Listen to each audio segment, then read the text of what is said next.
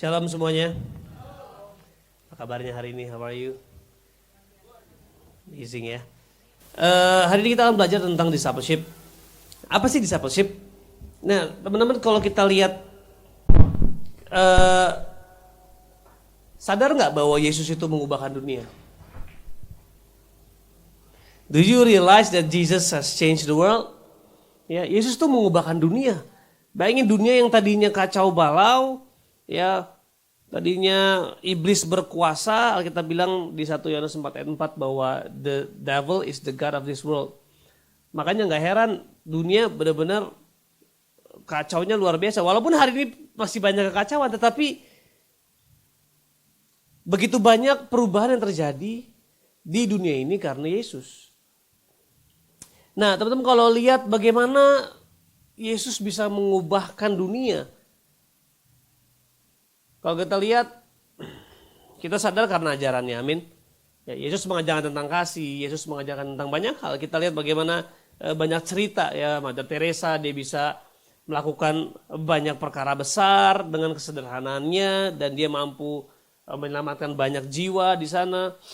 Nah, teman-teman, tetapi walaupun ajarannya penting, tetapi Yesus melakukan dan mengajarkan nilai-nilai kerajaannya dalam konteks pemuritan. Yes, ya mujizat penting, ya mujizat penting, ya khotbah penting, tetapi semua itu Yesus lakukan dalam konteks pemuritan. Dia pilih 12 muridnya. Ya, itu kenapa kalau kita mengatakan kita adalah pengikut Kristus, kita harus wajib hidup sama seperti Kristus telah hidup. Kita mau baca beberapa teks dari sebuah buku. Dia bilang gini, kekristenan tanpa kemuridan adalah kekristenan tanpa Kristus. Kita baca terus saja ya. Jika ingin menyimpulkan kondisi pemuritan saat ini, maka satu kata yang saya gunakan yaitu kedangkalan dalam buku Greg Transforming Discipleship. Nah, kenapa kedangkalan, teman-teman? Karena kita berpikir bahwa ikut Yesus itu masuk ke dalam sebuah agama. Ya, agama mengajarkan sebuah ya ada aturan di situ, ada tata cara dan sebagainya. Nah, pada akhirnya kita mengalami ini, ya. Kita mengalami rasa bosan dalam gereja. Kenapa? Karena harusnya ikut Yesus itu kita mengalami sebuah perubahan hidup. Bukan hanya perubahan hidup, tapi juga pengalaman hidup yang Alkitab bilang kita bisa alami. Nah, tetapi karena kita punya konsep kekristenan yang mungkin ya dangkal, kalau saya bilang dangkal, mungkin bahasa lebih tepat tidak sesuai dengan atau tidak pas, tidak sedalam apa yang Yesus ajarkan. Ketika Yesus hadir, ketika nilai-nilai Yesus hadir, ya, lalu diambil, di pick up oleh orang Yunani, di mana Kristen menjadi pertama orang Romawi. Ya, kita lihat waktu itu kaisarnya menjadi orang percaya. Akhirnya bayangin nggak kalau kaisarnya jadi orang percaya, otomatis orang-orang di bawahnya juga ikut. Tapi apakah dia ikut karena memang percaya sama Yesus atau karena politik? Pasti karena politik. Aduh, kaisar gue ikut Yesus, ya udahlah gue ikutlah. Akhirnya kekristenan dari sebuah gaya hidup, katakan gaya hidup. Yesus itu gak bawa agama, Yesus itu bawa gaya hidup. Dia punya otoritas, dia bawa kuasa, dia bawa cintanya, dia bawa hikmatnya, dan dia ajarkan dalam konteks pemuritan. Dia gak ngajar banyak orang. Ya memang dia ngajar banyak orang, tetapi dia hanya memuridkan sedikit orang. Ya, dengan 12 orang lalu 70 murid-murid, Yesus membagikan sebuah gaya hidup. Gaya hidup yang powerful, yang penuh kuasa, penuh cinta. Nah, tetapi ketika diambil sama orang Romawi, kekristenan menjadi sebuah politik. Lalu ketika diambil sama orang Yunani, kekristenan jadi sebuah filosofi. Jadi sebuah nilai-nilai doang yang diajarkan, bukan sekedar nilai. Jadi sebuah filosofi lah. Lalu ketika diambil sama orang Eropa, jadi budaya. Orang pakai kalung salib, tato salib lah ada yang pakai. Lalu ada yang pakai baju, sebagai jadi budaya. Lalu ketika masuk ke Amerika, jadi sebuah bisnis. Nah teman-teman, sebenarnya apa sih kekristenan? Kekristenan adalah gaya hidup seorang murid. Gak ada yang lain. Semuanya cuman aksesoris dan tambahan. Ya, kita perlu ibadah, yes. Kita perlu persekutuan, yes. Tetapi ini dia teman-teman, yang menyebabkan kita mengalami rasa bosan adalah kita tidak hidup dalam gaya hidupnya pemuritan. Kenapa? Karena yang bisa sanggup mengubahkan, ya, walaupun yes betul Yesus itu mengubahkan, tetapi yang sanggup mengubahkan secara signifikan, membuat kita hidup menjadi serupa dengan Kristus, membuat kita mengalami kuasanya, membuat kita mengalami janji Tuhan, yang membuat kita menjadi serupa dengan Dia, cuma satu, yaitu pemuridan. Coba teman-teman boleh buka di Efesus 4 ayat 11. Efesus 4 ayat 11.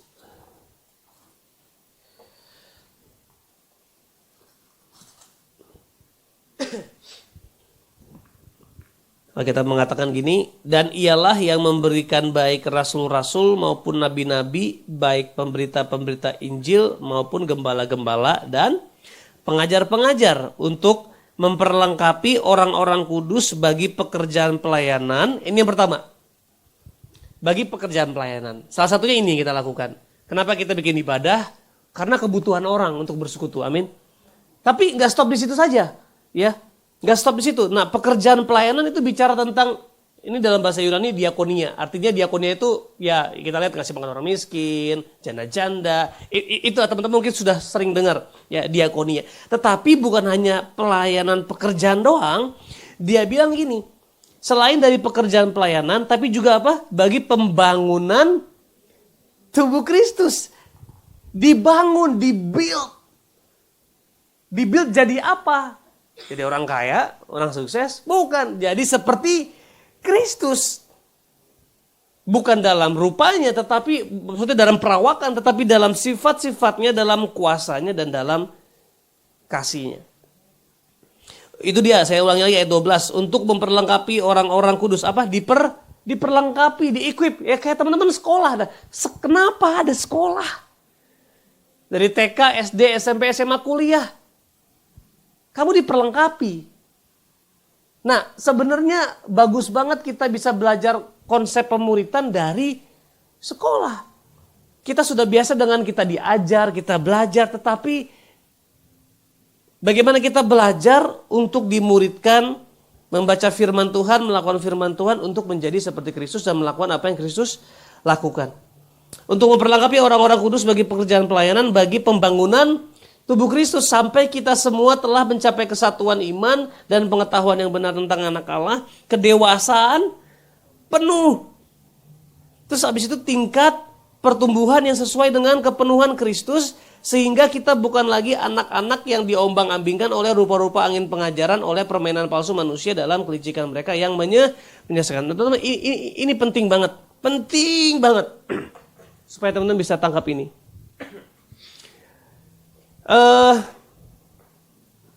Alkitab mengatakan supaya kita memiliki kedewasaan penuh. Tingkat pertumbuhan sesuai dengan kepenuhan Kristus. Ini goal utamanya. Supaya apa? Supaya kamu bisa dipercayakan kuasanya Tuhan. Supaya kamu bisa dipercayakan apapun yang Tuhan punya. Nah teman-teman, itu kenapa ada 3 goal kekristenan yang saya lihat. Yang saya coba alami, saya pelajari. Yang pertama, menjadikan orang baik. Katakan baik. Nah, baik ini is good. Tetapi teman-teman gak perlu Yesus buat jadi baik. Teman-teman melihat gak banyak orang-orang di sana, di luar sana yang gak percaya Yesus, mereka juga baik kok. Mereka bisa jadi orang baik.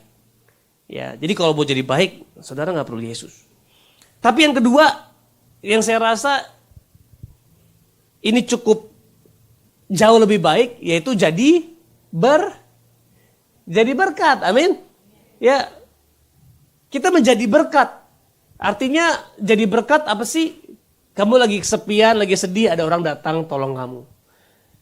Kamu lagi butuh keuangan, ya kamu lagi nggak bisa bayar uang sekolah, ada datang kasih berkat. Kamu lagi butuh cerita, lalu ada orang mendengarkan. Itu jadi berkat. Nah tapi teman-teman, ini yang saya lihat. Saya pun mengalaminya. Ternyata goalnya Tuhan bukan sekedar kita jadi berkat. Tetapi yang namanya pemuritan bukan hanya membuat orang jadi baik, itu penting, itu harus. Pemuritan pasti membuat orang jadi baik, ya, hidupnya jadi baik. Tapi yang kedua, jadi berkat, tapi nggak hanya jadi berkat.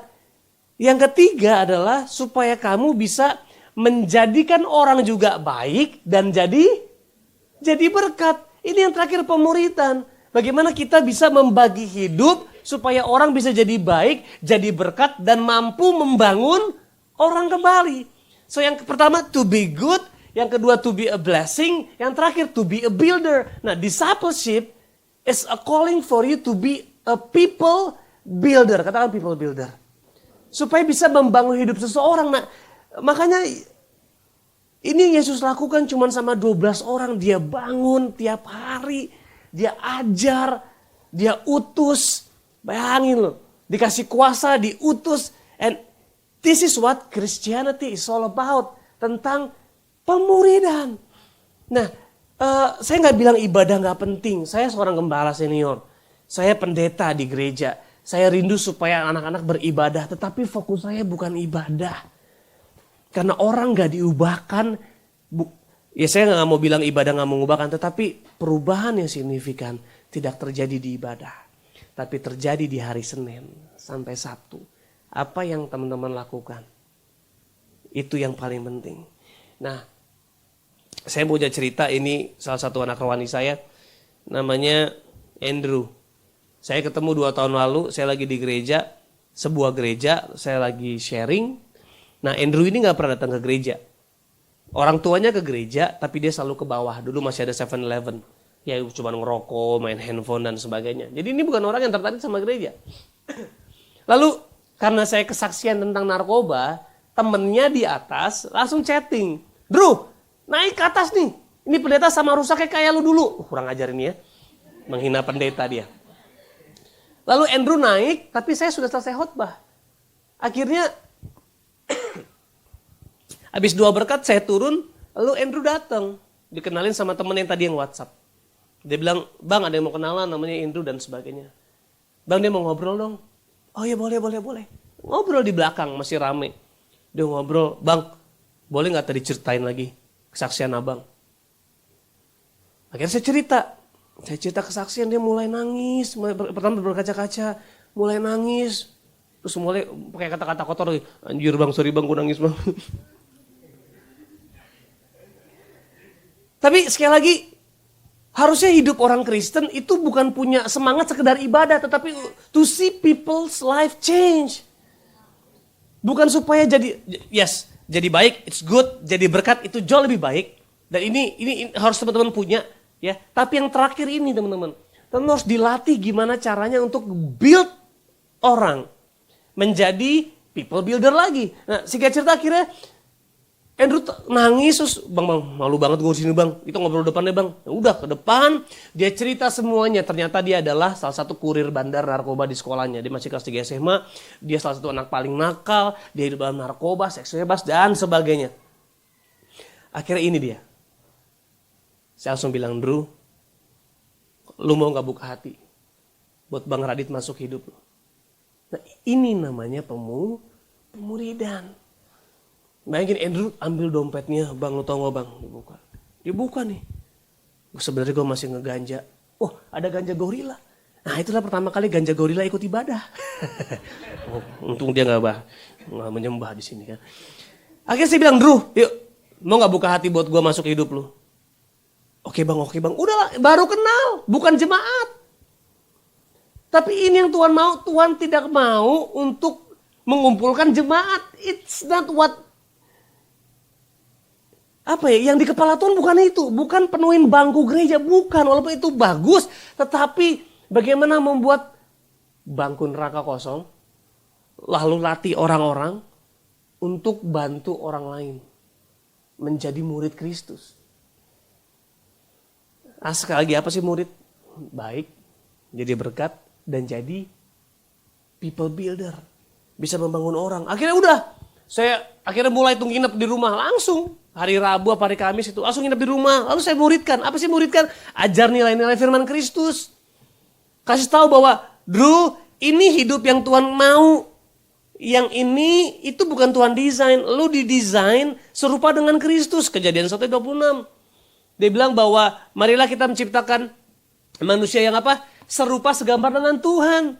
Jadi teman-teman boleh lahir di keluarga cuman ada bapak doang, mungkin gak ada mama, mungkin papa mau bercerai, mungkin kamu lahir dari keluarga miskin, mungkin kamu lahir dari keluarga yang gak sayang sama kamu. Tapi sekali lagi, kamu bukan sekedar lahir dari kedua orang tuamu yang melakukan hubungan seksual, bukan. Kamu lahir dari pikirannya Tuhan.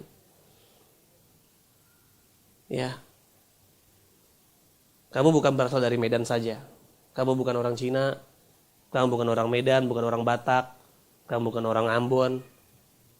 You are born from heaven. So think like heaven. Kamu dipercayakan lahir di keluargamu, karena keluargamu adalah proses yang paling tepat untuk kamu menemukan Tuhan. Dalam penderitaanmu, dalam kesakitanmu, di situ kamu bisa bergumul mencari Tuhan. Jadi dibilang, bang, aku keluarga bercerai. Bukan. Kamu anak surga. Kamu dipercayakan lahir di keluargamu, tapi you were born from heaven. Akhirnya setelah saya ngobrol-ngobrol, akhirnya, Drew, lu mau nggak? Langsung, lu bagi hidup buat teman-teman lu. Padahal masih ngerokok, masih pakai narkoba, masih. Andrew, kita bikin komsel yuk. Bikin persekutuan. Jangkau teman-teman lu. Waduh bang, gimana ya bang, kan gue paling rusak. Masa gue ngajak mereka bener, pasti gue dihina-hina, dia bilang. Gue yang ngajak hancur dan sebagainya. Akhirnya udah, saya bilang aja, udah bilang aja. Nongkrong positif. Saya bilang, ayo kita nongkrong positif.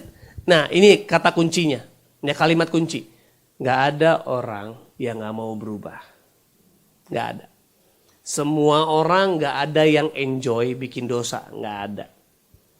Gayanya aja enjoy. Sebenarnya dalam hatinya dia capek. Jadi dibutuhkan Yesus. Semua orang membutuhkan Yesus. But sometimes we fail to represent Christ. Kitanya yang gagal mempresentasikan Yesus. Kenapa gagal? Kita nggak dimuridin. Kita cuma beribadah tapi kita nggak pernah dimuridin. Pemuritan itu bukan tugas pendeta, tugas semua orang. Kamu bisa masih sekarang SMP, SMA bisa muridin orang. Ngapain sih? Ya kamu harus hidup dalam firman Tuhan. Lalu apa? Lalu bagi hidup. Bantu orang untuk kenal Tuhan, bertumbuh sama-sama. Lalu cari orang lagi untuk ubah lagi hidupnya mereka, bantu mereka ketemu Tuhan. Nah akhirnya Andrew lakukan, tapi pas dia telepon teman-temannya, dia telepon saya, bang, tapi teman-teman gue gak mau dilarang rokok bang. Wah sedap. Jadi pengen komsel sambil rokok, luar biasa ya. Untung Roh Kudus gak bengek kena asap rokok. Akhirnya ini komsel di rumah mama. Saya telepon mama papa, khususnya mama. Mah, aku tinggal di Kuningan kan, orang tuaku tinggal di Pondok Kelapa dan mereka tinggal di daerah timur. Saya bilang, mah ini teman-teman pada mau komsel, anak-anak baru nih Adit lagi jangkau. Ya, boleh nggak mereka sambil ngerokok di rumah? Nah, mama saya jawab lucu. Ah dulu aja kamu pakai narkoba di rumah, udah nggak apa-apa mereka ngerokok di rumah. Ada untungnya juga pakai narkoba dulu ya, enggak ya, jangan, sesat itu sesat. Akhirnya mama saya, karena dia tahu hidup saya buat jiwa-jiwa, that's how I live my life. Bagaimana saya hidup tuh cuma tentang itu doang. Memang saya orang gembala, ya ibadah, ya tapi hidup saya Senin sampai Sabtu hidup dengan orang itu aja. Saya punya desire, nggak ada yang lain. Saya nggak punya desire untuk gereja orangnya banyak. No. Saya rindu, kalaupun orang datang itu seorang murid yang benar-benar hidup dimuridkan dan memuridkan. Terjadilah Komsel Kudus ini. Akhirnya ini orang-orang yang gak cinta Tuhan, lihat aja mukanya kayak Lucifer semua kan. Akhirnya ini Andrew nih. Andrew ngajak nongkrong positif guys. Ya kebetulan waktu itu aku sudah punya YouTube dan sebagainya. Jadi ada Bang Radit, sakti orang. Marketingnya jelek banget, sakti orangnya. Gila, dia ngomong gue sampai nangis gitulah. Nongkrong positif. Saya nggak bilang gitu baca Alkitab, nggak ada. Akhirnya komsel pertama, kita nggak bilang komsel, nongkrong positif. Nggak ada buka Alkitab, nggak ada. Nggak ada pujian penyembahan. Datang langsung bilang, hey sorry gue Radit, guys, gue rindu hidup lu berubah. Kalimat pertama saya. Gua dulu rusak, gua dulu pakai narkoba dan sebagainya, tapi ujungnya apa? Ujungnya gua masuk penjara, ujungnya pacar gua hamil, ujungnya semua hidup gua gak karuan, gua di drop out. Kalau itu yang lo mau, gak apa-apa, gua dukung. Gua cariin bandar-bandar yang kalau mau sini gua bantu. Tapi pada akhirnya enggak. Iya sih bang, gua sebenarnya capek.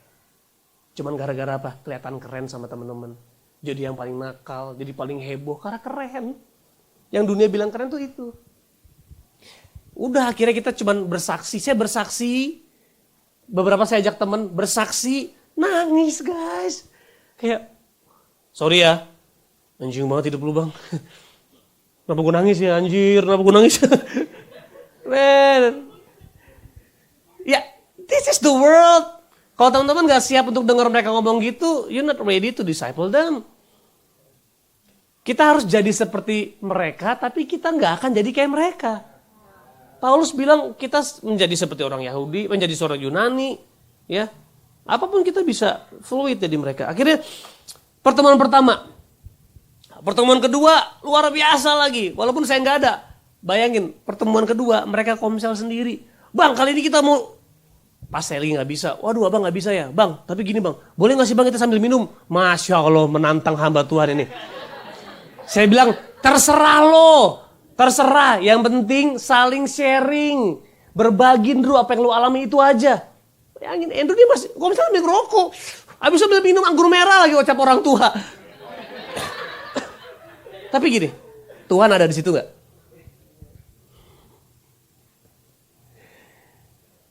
Ini yang menarik. Daud bilang, kemanakah aku bisa lari daripadamu? Bahkan sampai ke dunia orang mati, Tuhan ada. Bayangin dalam keadaan kita berdosa paling buruk aja, Tuhan mati buat kita. Lah masa lagi ngerokok Tuhan? Aduh gak mau. Saya bengkek hati. Saya gak ngerokok hari ini. Saya bukan pemabuk, saya gak suka minum. Saya bukan peminum. Saya gak pakai ganja. Tapi saya sadar banget bahwa yang Tuhan rindu adalah supaya orang yang berdosa mengenal hatinya. Akhirnya betul.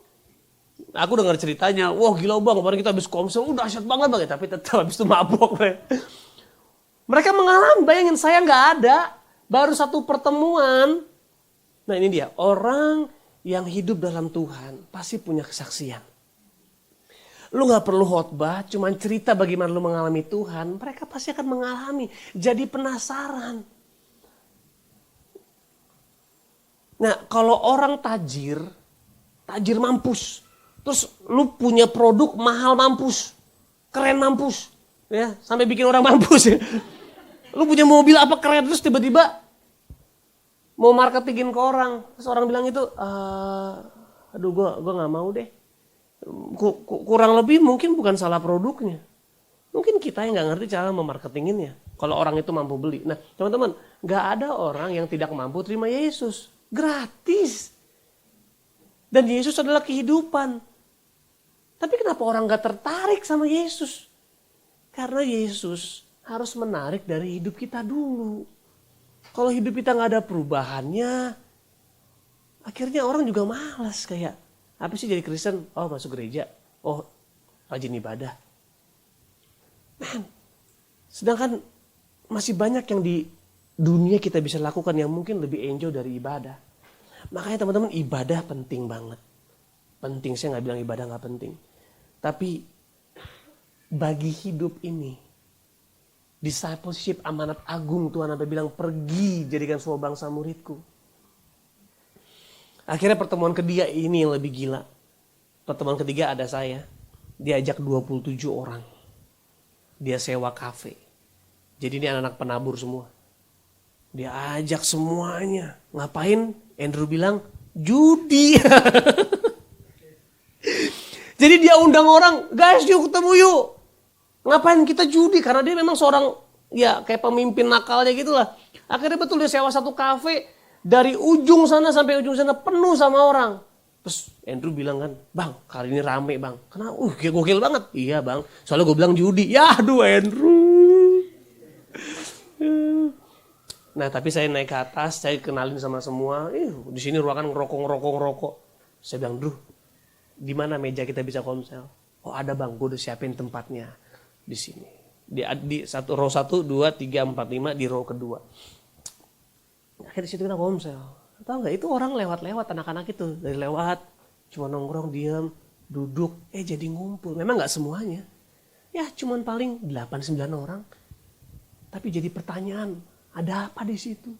Kenapa itu nangis? Singkat cerita teman-teman, tiba-tiba mereka semua mau ikutin kelas pemuritan. Ini anak-anak nakal, ya mukanya muka Lucifer semua kata. Orang-orang yang gak punya plan untuk ikut Tuhan, orang-orang yang gak ada di gereja, tiba-tiba tertarik sama Yesus. Kenapa? Karena kita gak ajak mereka ke gereja, kita bawa gereja ke mereka. Yang kita tawarin bukan ibadah, tapi Yesus yang kita tawarin. Makanya teman-teman, ada bedanya antara marketing, kristenisasi, sama penginjilan. Kalau marketing, yang kita tawarin apa? Gerejanya. Datang dong gereja gua. Ibadahnya dahsyat loh, seru, menarik. Yang khotbah ini dan itu marketing. Tapi kalau kristenisasi, yang kita tawarkan agamanya. Lu jadi Kristen dong. Kristen enak loh. Ya selamat masuk surga. Itu Kristen. Kristenisasi. Tapi kalau penginjilan, pribadi Yesusnya yang ditawarin. Pribadi dari mana? Dari hidup kita teman-teman. Nah, lalu saya ajak Andrew ke Marunda. Marunda itu kalau nggak salah penduduknya itu rata-rata Muslim. 400 KTP Muslim di Marunda Tanjung Priuk. Lalu kami bikin namanya bukan ibadah KKR kesembuhan. Kami bikin terapi kesembuhan. Jadi kita bareng sama teman-teman saya dari Singapura. Oke, Bapak Ibu sekalian, yang sakit siapa? Kami akan lakukan terapi kesembuhan. Ya kan? Ya udah, pas dia mau oke diapain? Ya kami akan berdoa atas apa yang kami percaya ya. Ya pegang-pegang aja, pegang-pegang. Dalam nama Yesus sembuh. Nah, ini Andrew, bayangin. Ini Andrew belum sempurna, jauh dari sempurna. Ya, bahkan dia masih jatuh bangun pakai narkoba dalam prosesnya. Tapi hari itu teman-teman, jadi saya sama orang-orang dari Singapura, tadinya Andrew saya cuma temenin doang. Andrew temenin gue ya. Tapi karena orang Singapura rame, akhirnya Andrew harus translate. Jadi saya pisah sama Andrew. Dia harus bantu translate. Bang, gimana nih bang? Ya pisah. Ya bang, gue harus translate bang, gimana nih bang? Notabene dia baru jatuh pakai narkoba 1 hari sebelumnya. Dari translate, karena banyak orang yang mau didoain, jadi dia harus doain. Semalam baru jatuh pakai narkoba. Bang, lo gimana bang? Sikat. Lu kan udah lihat bagaimana kita melakukan. Akhirnya dia lakuin. Dia doain orang dan orang pertama ngalamin kesembuhan. Walaupun gak full orang yang stroke. Tapi tiba, dek, enakan dek. Dia sampai gak percaya. Yang gak percaya malah Andrew. Beneran bu? Jangan gak enak bu, kalau gak sembuh gak apa-apa. Men, ibu ini, iya dek udah enakan. Langsung Andrew doain banyak orang. Sampai belasan. Nah, orang yang terakhir, ini pas saya sudah selesai doain. Saya bisa selesai doain Bu RT, saya turun, saya lihat Andrew lagi doain. Jadi orang ini matanya jereng keluar, hitam-hitamnya keluar gitu. Terus Andrew doain lama banget sama orang Singapura. Nah, salah satu orang Singapura ini memang dia sangat tajam dengar suara Tuhan. Lalu dia bilang, Andrew, saya dengar Tuhan bilang basuh pakai air. Ya akhirnya Andrew ambil aqua, dia basuh di tangan, di kepalanya. Nah, saya di belakangnya Andrew bener-bener. Saya liatin aja kan. Nah pas Andrew doain, dia buka tangannya. Orang ini melek, saya lihat itu hitam-hitamnya ke tengah gini. Saya bilang, Tuhan ini baru pakai narkoba nih. Apa sih harus pakai narkoba dulu? Saya gak pernah ngelakuin kesembuhan kayak begitu. Saya pernah ngalamin orang sakit tulang sembuh dan sebagainya. Tapi saya gak pernah ngalamin orang matanya keluar. Nah selesai saya keluar dari situ, Andrew nangis. Sampai loncat-loncat, dia bilang, bang, kenapa gue bisa? Gue tuh baru jatuh kemarin. Terus Tuhan kasih saya hikmat ini. Andrew, kan yang mabok lu, bukan Tuhan. Tuhan bisa bikin keledai ngomong sama Bileam. Kenapa Tuhan gak bisa pakai orang yang masih jatuh bangun untuk lakukan mujizat? Nah, ini namanya proses pemuritan teman-teman. Gak ada yang langsung sempurna. Gak ada yang langsung. Tapi mau gak teman-teman bagi hidup buat orang sampai mereka ngalamin perubahan, sampai dia ngalamin kemuliaan, dia ngalamin mujizat, sampai dia jadi berkat dan dia mampu untuk membangun orang lain kembali. Ya saya ketemu orang tuanya sampai berlutut nangis. Dia bilang terima kasih. Andrew sekarang sudah berubah. Walaupun sekarang masih proses. Tapi perubahannya signifikan. Banyak orang bilang kayak. Akhirnya komsel kami, gereja kami kedatangan banyak orang. Termasuk teman-teman Andrew yang baik-baik. Gak hanya yang buruk-buruk. Yang buruk-buruk pasti. Tapi yang baik-baik juga datang. Tahu dia bilangnya apa? Dia ngomong gini. Andrew aja bisa berubah bang. Gue bingung. Lo tau gak semenjak Andrew berubah. Itu teman-temannya lain banyak berubah. Ini komselnya Andrew. Banyak orang berubah. Aduh saya gak bisa sebut deh. Banyak teman-teman yang mengalami Tuhan. Dan gak hanya Andrew aja. Andrew juga. Nih lalu Andrew pergi ke Semarang. Dia muridin yang baju hitam namanya Ucok. Ucok ngalamin perubahan. Ucok pulang ke Jakarta. Dia muridin teman-temannya. Lalu dia jadi pembicara di Rockris. Masih baru lulus. Dari 3 SMA kuliah. Dia pulang ke Jakarta bolak-balik. Hanya untuk muridin teman-temannya. Andrew jadi pembicara sebuah kampus. Ucok. Nah teman-teman, Ucok juga sekarang hari ini masih mengalami proses. Tapi sadar nggak bahwa hidup teman-teman itu bisa jadi inspirator buat banyak orang. Nggak perlu jadi sempurna. Teman-teman tepuk tangannya buat VJF. Jadi Andrew muridin Ucok. Ucok abis itu ada siapa namanya Jonet. Lalu Jonet muridin VJF. Jonet nggak ada fotonya sih. Jonet ini dulu, yang sering apa kalau ngomong sama dia? Anjing-anjingin. Anjing gitu kalau ngomong sama dia. Karena Jonet ini kakak kelas. Digebukin sama Jonet. SMA mana bro? Lu SMA mana? 26. Tapi tiba-tiba Jonet berubah gara-gara siapa? Gara-gara Andrew, gara-gara Ucok. Hidupnya berubah banget, signifikan. Lalu Jonet tertarik. Akhirnya waktu itu karena Andrew sama Ucok pergi ke Semarang, Jonet Jakarta, saya muridin langsung. Walaupun itu dari mereka. Saya muridin, terus akhirnya Jonet punya hati untuk layani ke sekolahnya. Akhirnya dia baru lulus kuliah, baru lulus SMA, baru semester 1, langsung dijangkau. Termasuk sih VJep yang dulu digebukin. Nah kesaksian VJep, dia bilang gini, sampai nangis VJep kesaksian. Dari ini orang yang tadinya gebukin gue. Tiba-tiba peluk gua. Tiba-tiba bilang God bless you. Tiba-tiba bagi hidup. Dan sekarang VJep sama Jonet. Dia lepas dari seks bebas. Dia lepas dari narkoba. Tepuk tangan buat Tuhan dong. Wow. Bayangin teman-teman. Ini si Jonet masih anak berapa tahun? 19 ya? Baru sekarang 20 tahun. Tapi dia putusin pacarnya yang menurut saya cukup cantik. Karena dia gak mau hidup dalam seks bebas. Karena dia gak mau sakitin hati Tuhan. Wow teman-teman. Saya gak pernah bilang jangan seks ya. Enggak, saya gak pernah ngomong apa-apa. Saya cuma bilang hidupmu berharga. Tuhan mau pakai kamu, Tuhan sayang kamu. Kamu adalah pengubah-pengubah dunia. Lalu ya kami ajar firman Tuhan. Kami ajar melakukan. Kalau saya lagi pelayanan saya ajak. Kadang-kadang saya suruh kesaksian, saya tembak. Saksian dong. Yang bener bang. Iya kesaksian. Akhirnya kesaksian saya tembak. Untuk kesaksian ngalamin Tuhan. So teman-teman kalau semua orang melakukan ini, Indonesia akan diubahkan. Ya, secara sederhana, ini banyak banget. Ini komsel kami nih. Ini di Taman Suropati. Lihat lagi ngapain tuh? Lagi ngerokok. Bukan berarti kami setuju sama rokok, tapi kami setuju bahwa setiap orang bisa mengalami Tuhan. Habis mereka komsel, habis mereka bersekutu, mereka akhirnya berdua-dua saling terbuka, saling sharing. Saling mendoakan. Ini si namanya Jonathan, dia juga punya kebiasaan buruk parah. Dia seorang mucikari online, germo online. Dia umur 18 tahun sudah jadi germo online, penyedia wanita malam. Satu waktu ngalamin Tuhan, ikut komsel, dimuridin secara langsung, dia mengalami Tuhan. Dia ke Bandung, dia sempat bikin komsel sama teman-temannya di Bandung. Ini dia pemuritan. Menjadi murid, otomatis harus hidup dalam firman. Kamu dimuridin di gereja lokal, minta di mentor, cari kakak-kakak rohani. Kalau nggak ada, cari teman rohani untuk yuk kita berdiri bareng. Lalu memberi hidup, menjadi teladan dan menjadikan murid.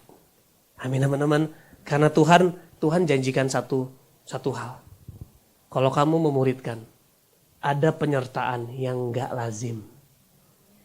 Ya, coba kita buka ayat terakhir yuk, Matius 28. Ini ayat pemuritan. Ayat 19, 18. Kita baca sama-sama ya sampai 20, 1, 2, 3. Yesus mendekati mereka dan berkata, "Kepadaku telah diberikan segala kuasa di surga dan di bumi. Karena itu, pergilah, jadikanlah semua bangsa muridku dan baptislah mereka dalam nama Bapa, Anak, dan Roh Kudus. Dan ajarlah mereka melakukan segala sesuatu yang telah kuperintahkan. Dan ketahuilah, aku menyertai kamu senantiasa sampai." Ini dia, ada janji penyertaan yang gak bisa dialami sama orang yang tidak memuridkan. Saya percaya Tuhan menyertai kita dalam segala apapun, percayalah. Kamu lagi jatuh, lagi gak jatuh, kalau kamu percaya sama Tuhan, itu janjinya. I will never leave you. Tetapi ada penyertaan yang berbeda ketika kamu melakukan kehendak Tuhan, yaitu apa? Memuridkan.